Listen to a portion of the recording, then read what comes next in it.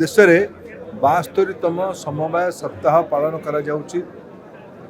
आमर जिले में भी आज आम एकाठी होइतलु। जिलार सबू प्राइमरी सोसाइटी रो एग्रीकल्चर सोसाइटी हो, मल्टीपर्पज सोसाइटी हो, फिशरी सोसाइटी हो, मिल्क सोसाइटी हो, वीवर सोसाइटी हो, समस्त आम आज एकाठी होइतलु जे आज भारत सरकार नेतृत्व में जो बड़ लक्ष्य रखा जाइछि सहकार रु समृद्धि को जीवा पाई विकसित भारतर रास्ता हब सहकार माध्यम समवाय माने लोक मानक द्वारा सदस्य मानक द्वारा व्यवसाय करिवार भित्तिभूमि ढांचा आमे आज योजना करलु जे आगामी 2-3 मास भितर प्रति पंचायत स्तर में गोटे गोटे समवाय प्रशिक्षण शिविर हम नुआ पीढ़ीर युवक मानक से संयोग करा जिवो।